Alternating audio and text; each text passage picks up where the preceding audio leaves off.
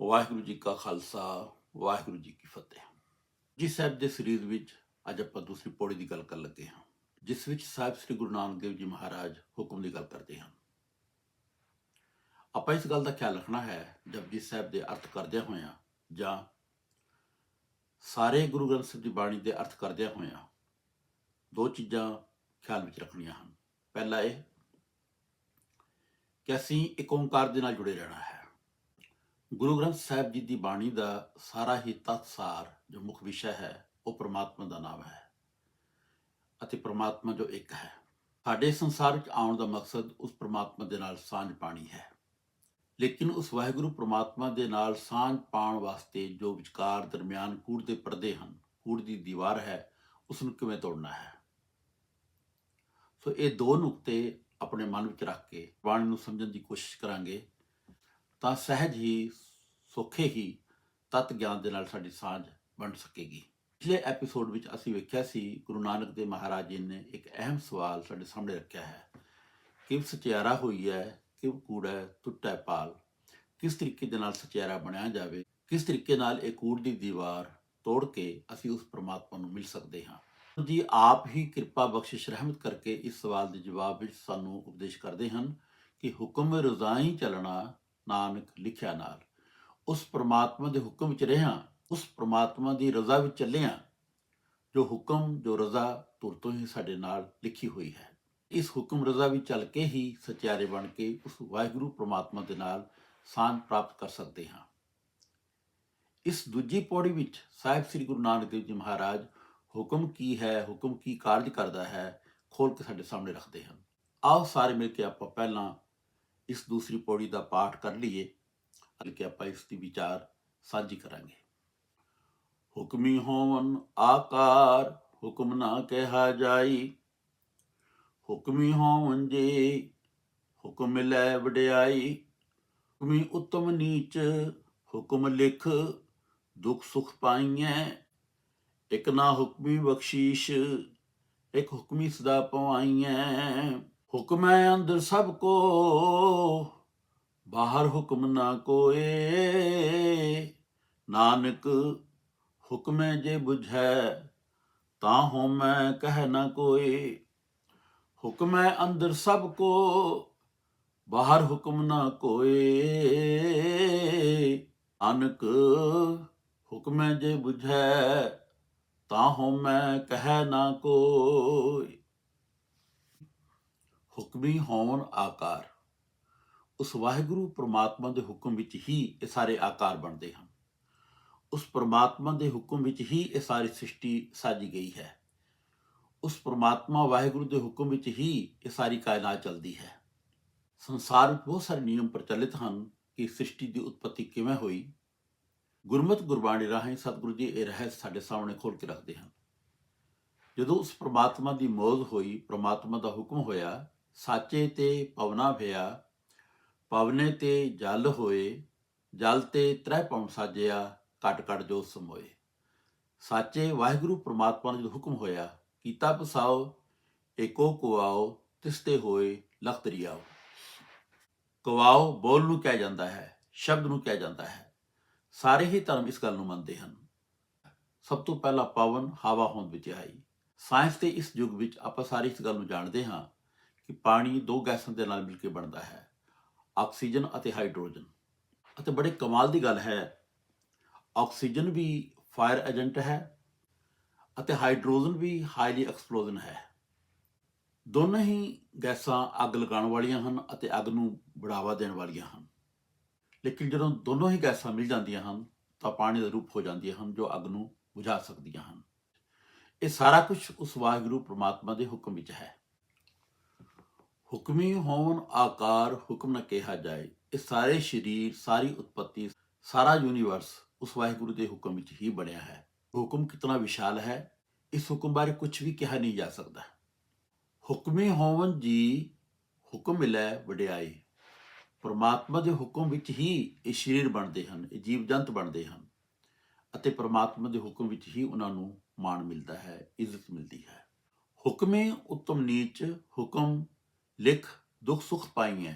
ਪ੍ਰਮਾਤਮਾ ਦੇ ਹੁਕਮ ਵਿੱਚ ਹੀ ਕੋਈ ਉੱਚਾ ਹੋ ਜਾਂਦਾ ਹੈ, ਕੋਈ ਨੀਵਾਂ ਹੋ ਜਾਂਦਾ ਹੈ, ਕੋਈ ਉੱਤਮ ਸੁਭਾਅ ਵਾਲਾ ਹੋ ਜਾਂਦਾ ਹੈ, ਕੋਈ ਨੀਚ ਸੁਭਾਅ ਵਾਲਾ ਹੋ ਜਾਂਦਾ ਹੈ, ਅਤੇ ਹੁਕਮ ਵਿੱਚ ਹੀ ਲਿਖੇ ਹੋਏ ਦੁੱਖਾਂ ਸੁੱਖਾਂ ਨੂੰ ਉਹ ਪ੍ਰਾਪਤ ਕਰਦਾ ਹੈ। ਜਿਸ ਤਰ੍ਹਾਂ ਦੇ ਉਹ ਕਰਮ ਕਰਦਾ ਹੈ, ਜਿਸ ਤਰ੍ਹਾਂ ਦੀ ਜੀਵਨ ਸ਼ੈਲੀ ਬਣ ਜਾਂਦੀ ਹੈ, ਉਸੇ ਅਨੁਸਾਰ ਜੀਵਨ ਦੇ ਵਿੱਚ ਦੁੱਖ ਸੁੱਖ ਆਉਂਦਾ ਹੈ।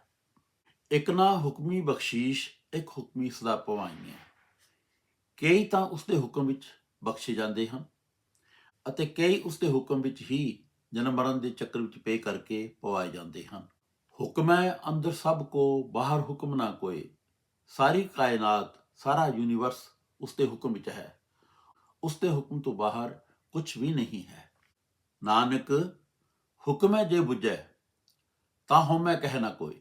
ਸਾਹਿਬ ਸ੍ਰੀ ਗੁਰੂ ਨਾਨਕ ਦੇਵ ਜੀ ਮਹਾਰਾਜ ਬਖਸ਼ਿਸ਼ ਕਰਦੇ ਹਨ ਕਿ ਜਿਹੜਾ ਮਨੁੱਖ ਹੁਕਮ ਨੂੰ ਬੁੱਝ ਲੈਂਦਾ ਹੈ, ਹੁਕਮ ਨੂੰ ਸਮਝ ਲੈਂਦਾ ਹੈ, ਉਸਦੇ ਅੰਦਰੋਂ ਹੰਕਾਰ ਖਤਮ ਹੋ ਜਾਂਦਾ ਹੈ, ਉਸਦੇ ਅੰਦਰੋਂ ਹਉਮੈ ਖਤਮ ਹੋ ਜਾਂਦੀ ਹੈ, ਉਸਦੇ ਅੰਦਰੋਂ ਦਵੈਤ ਭਾਵਨਾ ਖਤਮ ਹੋ ਜਾਂਦੀ ਹੈ। ਪੂਰਨ ਤੌਰ ਤੇ ਉਹ ਪ੍ਰਮਾਤਮਾ ਦੀ ਯਾਦ ਸਿਮਰਨ ਨੂੰ ਸਮਰਪਿਤ ਹੋ ਜਾਂਦਾ ਹੈ। ਮਨੁੱਖ ਦੀ ਹਸਤੀ ਕੀ ਹੈ? ਮਨੁੱਖ ਦੀ ਪਾਇਆ ਕੀ ਹੈ? ਸਾਹਿਬ ਸ੍ਰੀ ਗੁਰੂ ਅਰਜਨ ਦੇਵ ਜੀ ਮਹਾਰਾਜ ਬਖਸ਼ਿਸ਼ ਕਰਦੇ ਹਨ, ਸੁਨੋ ਰੇ ਤੂੰ ਕੌਣ ਕਹਾਂ ਤੇ ਆਇਓ। ਐ ਮਨੁੱਖ, ਤੂੰ ਸੁਣ, ਤੇਰੀ ਹਸਤੀ ਕੀ ਹੈ? ਤੂੰ ਕਿੱਥੋਂ ਆਇਆ ਹੈ? ਇਹ ਤੀ ਨਾ ਜਾਣੋ ਕਿ ਤੀਕ ਮੁਦਤ ਚਲਤੇ ਖਬਰ ਨਾ ਪਾਇਓ। ਸਤਿਗੁਰੂ ਜੀ ਬਖਸ਼ਿਸ਼ ਕਰਦੇ ਹਨ ਕਿ ਮੈਂ ਤਾਂ ਇਹ ਵੀ ਨਹੀਂ ਦੱਸ ਸਕਦਾ ਕਿ ਮਨੁੱਖ ਨੂੰ ਜੁਨਾਂ ਵਿੱਚ ਭਟਕਦਿਆਂ ਨੂੰ ਕਿੰਨਾ ਸਮਾਂ ਲੱਗ ਜਾਂਦਾ ਹੈ, ਕਿਤਨੀਆਂ ਜੁਨਾਂ ਵਿੱਚ ਉਸ ਨੂੰ ਭਟਕਣਾ ਪੈਂਦਾ ਹੈ। ਤੂੰ ਕਿਸ ਚੀਜ਼ ਤੇ ਮਾਣ ਕਰਦਾ ਹੈ? ਹੁਕਮ ਨੂੰ ਸਮਝਣ ਵਾਸਤੇ, ਹੁਕਮ ਨੂੰ ਬੁੱਝਣ ਵਾਸਤੇ ਜ਼ਰੂਰੀ ਹੈ ਕਿ ਸਾਨੂੰ ਗੁਰੂ ਦੀ ਬਖਸ਼ਿਸ਼, ਗੁਰੂ ਦੀ ਰਹਿਮਤ ਪ੍ਰਾਪਤ ਹੋਵੇ, ਕਿਉਂਕਿ ਗੁਰਪ੍ਰਸਾਦ ਤੋਂ ਬਿਨਾਂ ਇੱਕ ਓਂਕਾਰ ਵਾਹਿਗੁਰੂ ਨੂੰ ਸਮਝਿਆ ਨਹੀਂ ਜਾ ਸਕਦਾ। ਇੱਕ ਉਰਦੂ ਦੇ ਸ਼ਾਇਰ ਨੇ ਸਾਹਿਬ ਸ੍ਰੀ ਗੁਰੂ ਅੰਗਦ ਦੇਵ ਜੀ ਮਹਾਰਾਜ ਜਦੋਂ ਭਾਈ ਲਹਿਣਾ ਦੇ ਰੂਪ ਵਿੱਚ ਗੁਰੂ ਨਾਨਕ ਦੇਵ ਮਹਾਰਾਜ ਜੀ ਦੇ ਪਾਸ ਆਏ ਅਤੇ ਜੋ ਸੇਵਾ ਕੀਤੀ ਕਾਲਨਾ ਕਾਲੀ, ਉਸ ਨੂੰ ਵੇਖ ਕੇ ਉਰਦੂ ਦਾ ਸ਼ਾਇਰ ਲਿਖਦਾ ਹੈ, इश्क की भट्ठी में जिस दम डाल कर कुंदन किया, लहने से अंगद बना, अंगद को अल्लाह कर दिया। हुक्म ਵਿੱਚ ਕਿਵੇਂ ਰਹਿਣਾ ਹੈ, ਹੁਕਮ ਨੂੰ ਕਿਵੇਂ ਮੰਨਣਾ ਹੈ, ਇਸ ਦੀ ਮਿਸਾਲ ਕਾਇਮ ਕੀਤੀ। ਸਾਹਿਬ ਸ੍ਰੀ ਗੁਰੂ ਨਾਨਕ ਦੇਵ ਮਹਾਰਾਜ ਜੀ ਨੇ ਬਾਬਾ ਲਹਿਣਾ ਜੀ ਨੂੰ ਆਪਣੇ ਅੰਗ ਲਗਾ ਕੇ ਅੰਗਦ ਬਣਾਇਆ ਅਤੇ ਫਿਰ ਗੁਰੂ ਜੋਤ ਉਹਨਾਂ ਵਿੱਚ ਸਥਾਪਿਤ ਕਰਕੇ ਅੰਗਦ ਕੋ ਅੱਲਾਹ ਕਰ ਦਿਆ।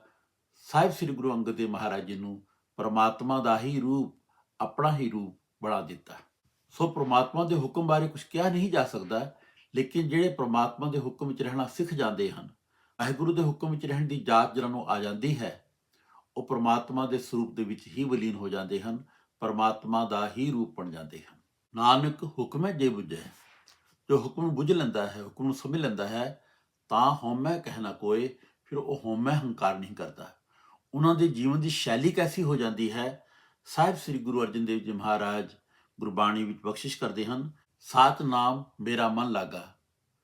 ਗੁਰਦੇਵ ਜੀ ਬਖਸ਼ਿਸ਼ ਕਰਦੇ ਹਨ ਕਿ ਮੇਰਾ ਮਨ ਉਸ ਵਾਹਿਗੁਰੂ ਦੇ ਸੱਚੇ ਨਾਮ ਦੇ ਨਾਲ ਜੁੜ ਗਿਆ ਹੈ। ਲੋਗਨ ਸਿਓ ਮੇਰਾ ਠਾਠਾ ਬਾਗਾ, ਦੁਨੀਆ ਵਿੱਚ ਰਹਿੰਦਾ ਹੋਇਆ ਦੁਨੀਆ ਦੇ ਨਾਲ ਮੈਂ ਵਰਤਾ ਜ਼ਰੂਰ ਹਾਂ, ਲੇਕਿਨ ਮੇਰੀ ਸੁਰਤੀ, ਮੇਰਾ ਮਨ ਹਮੇਸ਼ਾ ਉਸ ਵਾਹਿਗੁਰੂ ਪ੍ਰਮਾਤਮਾ ਦੇ ਚਰਨਾਂ ਵਿੱਚ ਜੁੜਿਆ ਰਹਿੰਦਾ ਹੈ। ਹਰ ਸੂਤ ਸਗਲ ਸਿਓ ਮੌਲਾ, ਅਲਿਪਤ ਰਹੋ ਜੈਸੇ ਜਲ ਮੈਂ ਕੌਲਾ।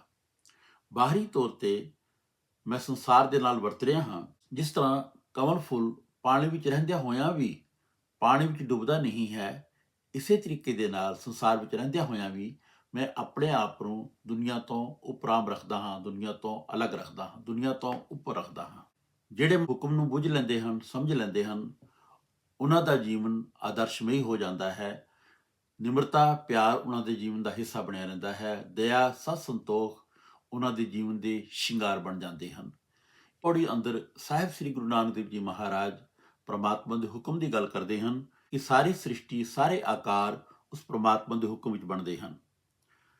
ਹੀ ਮਨੁੱਖ ਆਪਣੇ ਲਿਖੇ ਹੋਏ ਦੁੱਖ ਸੁੱਖ ਨੂੰ ਭੋਗਦੇ ਹਨ ਅਤੇ ਪ੍ਰਮਾਤਮਾ ਦੇ ਹੁਕਮ ਵਿੱਚ ਹੀ ਕਈਆਂ ਨੂੰ ਮਾਣ ਮਿਲਦਾ ਹੈ, ਬਖਸ਼ਿਸ਼ ਹੋ ਜਾਂਦੀ ਹੈ, ਬਖਸ਼ੇ ਜਾਂਦੇ ਹਨ ਅਤੇ ਕਈ ਜਨਮ ਜਨਮਾਂਤਰਾਂ ਦੇ ਵਿੱਚ ਭਟਕਦੇ ਰਹਿੰਦੇ ਹਨ।